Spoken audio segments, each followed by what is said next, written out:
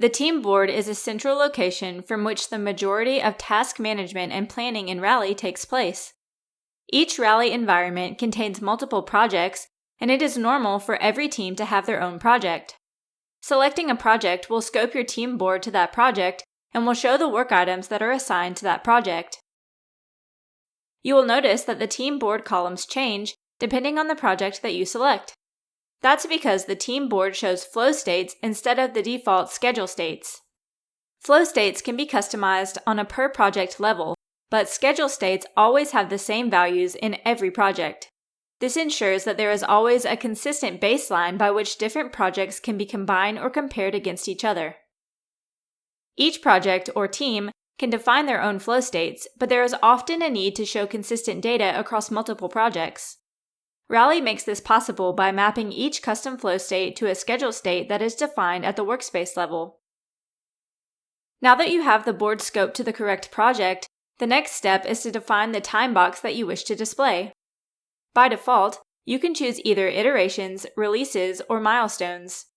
Team members will usually be most concerned with their immediate work for the current iteration, while Scrum Masters and product owners may wish to expand the timescale to something like a release in order to see the longer-term rate of progress. The default team board view will be familiar to users of Kanban or Scrum boards. The columns running left to right represent the various states of your work items, beginning in a backlog state and moving to their eventual release, but the specific flow states that show can be customized to your project. Each work item is represented by its own card, which displays at-a-glance information such as the description and owner. Work items in the team board can be organized in two different ways, each best suited for different goals. Right now, we are looking at the board view, which includes the previously mentioned overview information about each work item. This is ideal for working as a team member to assess and move your own work items through the defined flow states. When it comes to team planning and assessment, many users find advantages in the list view. In this view, you can also use Show Fields to customize what displays in your view, but this view has one field that's not available in the board view.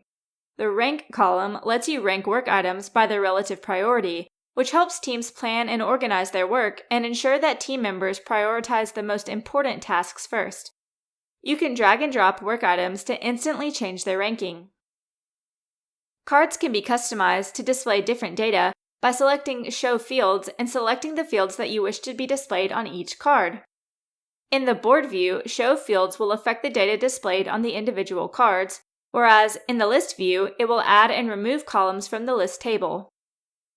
This field customization is specific to your personal team board, so your colleagues and other team members will not see the same information unless they make the same customizations or you save your current selections as a view and share it with them. Filters allow you to narrow the work items displayed in both the board and list views. Select Show Filters to display the currently active filters, or you can also add new filters or delete existing ones. In this case, we will add the Owner filter and then select one team member. The board will only show work items owned by this team member. Filters can be combined to further narrow down the results. Possibly the most attention-grabbing feature of the team board that we have yet to discuss are the team board widgets. These widgets give you a quick overview of various data points based on your selected time box. These include the progress states of all work items, burn-down charts, and number of blocked items. Swim lanes are horizontal rows that can be applied to a board to easily visualize work items by category or sub-process. To add one, select Swim lanes. Now choose the field you want to use to divide the swim lanes. For instance, selecting Owner will divide all work items based on the team member responsible for them. It's possible to save your applied filters, grouping, displayed fields or columns, and board scoping for easy later viewing.